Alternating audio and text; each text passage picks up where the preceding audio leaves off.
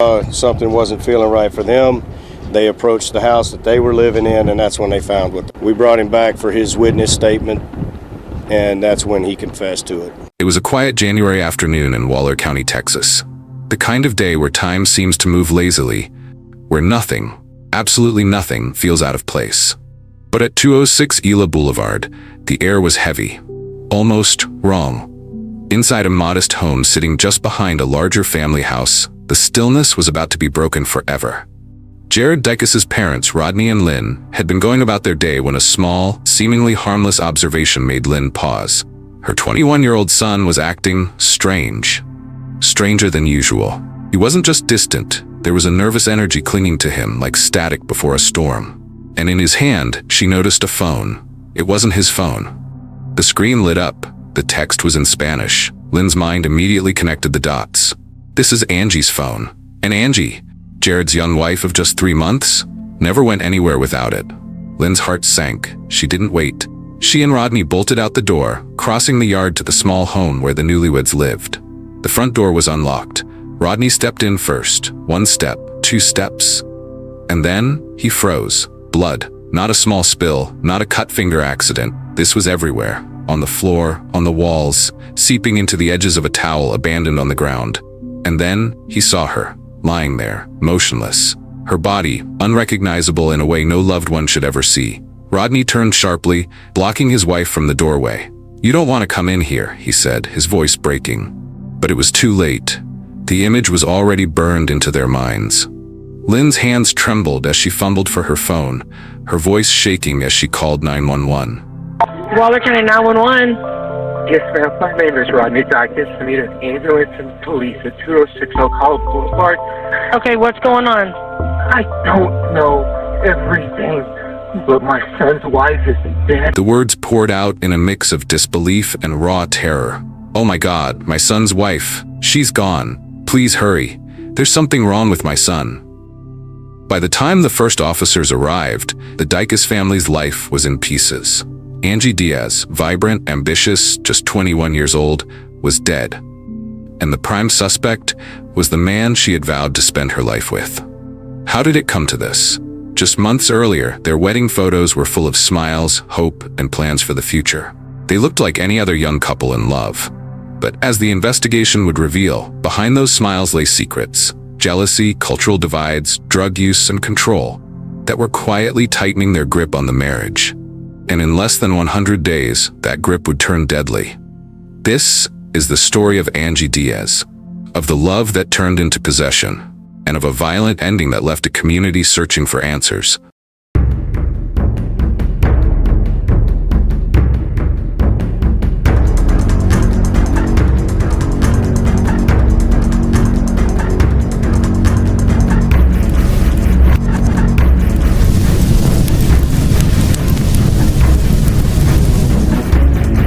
Before the crime scene, before the police tape, before her name became a headline, there was Angie. Angie Diaz was born in October 2001 in Nicaragua, a country rich in culture but scarred by poverty and hardship. Life was never easy for her family. Her mother, a single parent, juggled endless responsibilities just to keep food on the table. Some days, that meant making the most difficult choice a mother can make: leaving her children in the care of relatives so she could travel to Costa Rica to work, sending back whatever money she could. From the very beginning, Angie learned that nothing in life was handed to you. You had to fight for it.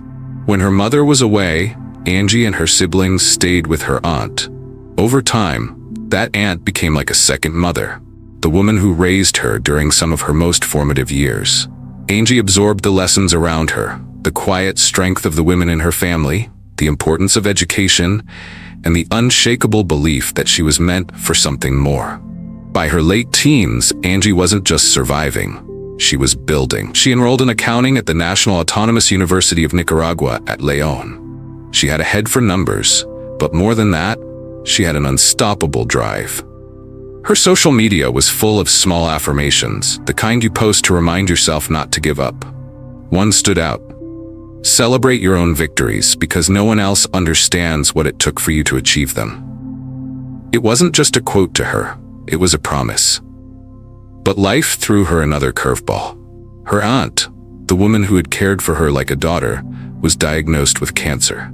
It was a devastating blow, one that pulled the entire family into survival mode again. Angie's biological mother, now working in the United States, made a decision. She would help her daughter and sons cross into America for a better future, even if it meant doing so without legal papers.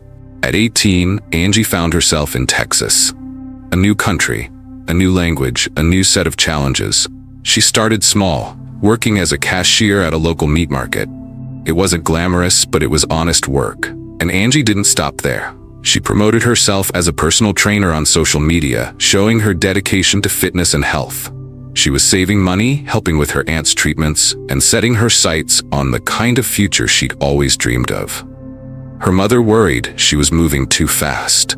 Angie wanted to work immediately, to push forward, to make something happen now. Her mom advised patience, but Angie's mind was already ahead of her circumstances. She wasn't content with the cash register forever. She had plans. Big ones. And then came Jared. He walked into her life like an unexpected plot twist, a tall, red-haired former high school football player from a quiet Texas town. Their worlds couldn't have been more different. She was the ambitious newcomer chasing the American dream. He was the local boy with deep roots in the county. At first, it felt like fate had drawn them together. Their connection was fast, warm, and intense. Jared brought her roses. He made her laugh. To Angie, he seemed like someone who could be part of the future she envisioned. Someone who could anchor her in this new country. Her friends saw the glow in her eyes when she talked about him, and for a while, everything looked perfect. But perfection can be deceiving. As we'll see, beneath the smiles in those early photos were fault lines. Small at first, but growing. Cultural barriers, jealousy, control, and decisions made in haste would push them toward a collision course neither could escape. When Angie first met Jared at the meat market, it felt like something out of a movie. She was behind the counter, focused, quick with customers, wearing that smile everyone remembered. He was just another face that day, but there was something about him. They started talking, and then talking more. Before long, Jared wasn't just a customer, he was a presence. He'd stop by, sometimes with a small gift, sometimes just to see her face. One afternoon, he showed up with roses, handing them over like a scene written for romance. Angie's friends remember her pulling out her phone to snap a photo, smiling shyly. She told them, "He's really sweet." For a young woman starting fresh in a foreign country, attention like that can feel like safety, like proof that you belong. By the summer of 2022, their relationship had gone from casual to serious. Fast. Too fast, some thought. You see, Angie had been engaged before, to a man named Jose. They had plans to marry, but something shifted. Jose grew distant. Conversations felt different. Angie's excitement dimmed. Eventually, she broke it off. Not long after, Jared filled the space Jose had left, and then came the accident. At some point in 2022, Angie was involved in an incident that sparked fears of deportation. For someone who had built her entire future here, the thought of being sent back to Nicaragua was unbearable. Marriage to a U.S. citizen was a path to stability, and Jared, already in her life, already professing love, seemed like the answer. Some family members urged caution. One uncle was blunt, "Don't marry for papers. If you're doing this, do it for love, real love. Anything else won't work." Angie assured them this wasn't about legal status. She loved Jared, and Jared loved her. That was all that mattered. So in October 2022, just around Angie's 21st birthday, they said, "I do." Their social media painted a picture of bliss, the new bride glowing in photos, Jared grinning beside her. But behind those curated snapshots, small cracks had begun to show. Cultural differences were one of the first. Jared didn't speak Spanish. Angie's friends and family mostly did. At gatherings, conversations flowed in a language he couldn't understand. At one party, Angie's friends nicknamed him Rojo, Spanish for red, a playful nod to his hair. Jared smiled at first, but the smile didn't last. Friends noticed him becoming irritated, withdrawing, sometimes leaving without explanation. Angie often found herself acting as a translator, bouncing between English and Spanish, trying to keep him engaged. It was exhausting. Then came the possessiveness. It started small. Jared stopping by the meat market more often, lingering at the counter, watching her as she worked. At first, it seemed sweet. But over time, co-workers noticed she looked nervous when he was around, as if she was being monitored. Her boss, who thought of Angie as a daughter, saw the change. Angie had been bubbly, open, and full of laughter. But after the wedding, she became quieter. Her smile didn't reach her eyes as often. And in the months that followed, there would be bruises, sleepless nights, and whispered confessions to friends that she was thinking about leaving. It's in these moments, these barely visible changes, where stories like this take their true turn, where a romance that once promised safety begins to feel like a cage. And for Angie, that cage was about to close in completely. By late 2022, the honeymoon glow was fading. The differences between Angie and Jared weren't just cultural anymore. They were personal, controlling, physical. It started with arguments, sometimes over small things, where she went, who she saw, sometimes over nothing at all. But arguments in the Dicus house didn't just fade away. They stretched late into the night. Voices rising, tempers boiling. Angie's friends would later recall how she came to work exhausted, eyes shadowed, like she hadn't slept in days. One weekend in early January 2023, the arguments took a darker turn. On that Sunday, Angie had gone out with her aunt. A simple family visit, but Jared didn't like it. He didn't want her going out with anyone, not even her own relatives. That night, the fight began. According to what Angie told coworkers, the shouting lasted until morning. At one point, she tried to shower, maybe to escape the tension for just a moment. That's when she said he assaulted her. By Monday, she was back at work, and people noticed. Her boss saw her first. Something was wrong. Angie wasn't herself. She moved stiffly, she kept her head down, and on her shoulder, faint but visible, was a bruise. Later that day, another coworker, Erica, pulled her aside. Angie didn't hold back. She told them she was planning to separate from Jared, that she was done living the way he wanted her to live. And she added something chilling: "I'll never get married again." Her friends wanted proof of what she'd told them, something to protect her if things got worse. The store's security cameras caught their conversation at the register, but there was no audio. Just the sight of Angie leaning in, speaking in low tones, and the others reacting in concern. They made plans to meet that Friday for coffee. Angie wanted to talk more, somewhere away from the meat market's constant stream of customers. But that Friday would never come. Meanwhile, Jared's own life was unraveling. In November 2022, he'd been arrested for driving while intoxicated after causing a disturbance at a Whataburger. Police described him as aggressive and uncooperative, eventually placing him in a restraint chair just to get a blood sample. He was released on bond, but the trouble didn't stop there. On January 8th, just 3 days before Angie's death, Jared called 911 himself. "I did a little bit of drugs and I need help," he told the dispatcher. Moments later, he called again, claiming he'd been drugged and didn't feel well. Paramedics found him under the influence of methamphetamine. It was a shattering revelation for his parents, who had already watched one son struggle with addiction. They thought Jared was different, the good one. But drugs weren't the only problem. That same night, according to Angie's coworkers, was the night she got the bruise, the night the fight didn't end. By now, Angie's marriage wasn't just troubled, it was dangerous. She'd told people she wanted to leave. She'd shown the signs, physically and emotionally, of abuse. And she was married to a man spiraling into erratic behavior, substance use, and violence. It was only a matter of time before something irreversible happened. Tuesday, January 10th, 2023. At the meat market, Angie was unusually quiet.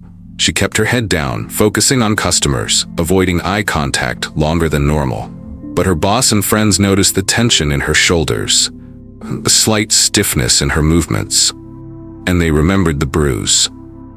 The same bruise she'd shown them just the day before, explaining that she and Jared had argued through the night, that he hadn't let her sleep, that he'd assaulted her after she went out with her aunt. This day, though, she added something new. She told her coworker, Erica, and another friend, that she was done. She wanted to leave him. She wasn't going to live by his rules anymore. Her friends listened, concerned but relieved that she seemed ready to take a stand. They planned that coffee date for Friday, a safe space where Angie could talk openly about what was happening at home. Friday, however, was still 3 days away. Late that night, or more accurately, early morning on January 11th, Jared came home. It was about 4 a.m. The house Angie shared with him sat just behind his parents' home on their property. The lights inside were dim. The neighborhood was silent. Whether Angie was asleep or still awake when he came in depends on whose version of events you believe. But according to what Jared later admitted, she was up, and they talked. For a brief moment, maybe it was just another late-night conversation between a young couple. But somewhere in those minutes, the talk turned into an argument. And the argument turned into something far darker. Around sunrise, nothing seemed unusual to Jared's parents. They didn't see their son again until about 12:30 p.m. when he came back into their house. That's when Lynn noticed it, the phone in his hand, not his, Angie's. Its screen glowed with text in Spanish. "Whose phone is that?" she asked. "I have multiple phones," Jared said casually. But Lynn knew her son, and she knew when he was lying. She pressed him. Finally, he pulled the phone from his pocket. Lynn recognized it instantly. It was Angie's, the same one she carried everywhere. That was the moment the unease turned into panic. Lynn and Rodney didn't wait. They went straight to the small house out back. The front door was open. Rodney stepped inside first. At first glance, he saw what looked like a towel on the floor, pink socks nearby. But as he moved closer, the details sharpened, and horror replaced confusion. The towel was stained dark red. Blood pooled beneath it. And then, Angie. Her body lay motionless. What he saw next was so brutal, so unthinkable, that he turned immediately to shield his wife from the sight. "You don't want to come in here," he told her. But she already knew. In the minutes that followed, everything blurred. Lynn's voice cracked as her husband called 911. "Oh my God, my son's wife. She's gone. Please hurry. There's something wrong with my son." When the first officers arrived, they found a scene that defied belief. Blood on the floors and walls, a knife near her body, cigarette butts scattered across the room. In the bathroom, they made the most gruesome discovery of all. Angie's head, placed in the bathtub, her hair wet as if someone had tried to wash it. Outside, Jared sat in the back of a police cruiser, hands cuffed, staring into the distance. If he felt shock, it didn't show. If he felt guilt, it was buried deep. That morning had started like any other in Waller County. By afternoon, one young woman's life had been stolen, her dreams cut short, and her husband was under arrest for her murder. But the investigation was only beginning, and what Jared told police in the hours that followed would raise even more disturbing questions. His parents, still in shock, tried to make sense of what had happened. Lynn told officers her son had been acting strange for days, withdrawing from Angie, avoiding sleeping in their house together. She mentioned his recent meth use, something she thought had only started a few days earlier. It didn't take long for detectives to make a decision. Jared was going to the station. In the interrogation room, Jared's demeanor was strange. Not frantic, not broken, but distant. When asked simple questions, he hesitated, almost as if stalling for time. The detective started with small talk. His hospital visit a few days before, his drug use. Jared admitted he'd tried meth on January 8th, the same night Angie told coworkers she'd been assaulted. He claimed he'd never used it before. But that wasn't the answer they wanted. They needed to know what happened that morning. "Do you want to tell me what happened?" one detective asked. Long silence. "Did she make you mad? Did you love her?" No direct answer, just a shrug and more silence. The detective leaned in. "There are a lot of people brokenhearted tonight. Your family, her family. The only way to give anyone closure is to take accountability and tell us what happened." That's when Jared spoke, not with an explanation, but with a vague deflection. "I did drugs, and I was up too late. I just want to tell everybody I'm very sorry." Sorry wasn't enough. They pushed harder. "Tell us what occurred for this tragic ending to happen. What happened after you did the drugs?" "Drugs just make you go crazy," he said. Then came something even stranger. He started talking about losing his way with God, about hearing voices from the TV. The detectives followed the lead. "What did the voices tell you to do to her?" "They told me how to kill her." Piece by piece, the details came out. Angie had been awake when Jared got home. They talked. They argued. At some point, She grabbed a knife, maybe to defend herself, maybe just to put space between them. Jared took it from her. He admitted to stabbing her. He admitted to cutting off her head while she was still alive. And when asked why her hair was wet in the bathtub, he admitted to turning on the shower. It was a level of brutality that stunned even seasoned investigators. When the interview ended, Jared was left alone in the room. He curled into the fetal position on the floor, silent, rocking slightly. But hours earlier after the killing, he hadn't looked broken at all. Security cameras from the meat market showed him walking in at 12:49 p.m. that same day, grabbing a beer from the fridge and walking out without paying. As if nothing had happened. As if killing his wife wasn't the last thing he'd just done. The confession was enough. Police didn't need to chase wild theories about mysterious voices or drug-induced amnesia. They had Jared's own words, and soon he'd be facing the rest of his life behind bars. The confession left little room for doubt. The forensic evidence matched his account. The knife, the footprints, the positioning of Angie's body, all of it told the same story Jared had reluctantly admitted. Now it was no longer a question of if Jared would be convicted. It was only a matter of how. Rather than go through a lengthy public trial, one that would force Angie's loved ones to relive the details in open court, Jared's defense agreed to a plea deal. In August 2024, less than 2 years after the killing, Jared stood before a judge and pleaded guilty to the murder of Angie Diaz. As part of the deal, he waived all rights to appeal. The judge sentenced him to 40 years in prison. In the cold language of the law, it was a resolution. But for the people who loved Angie, it was only a partial comfort.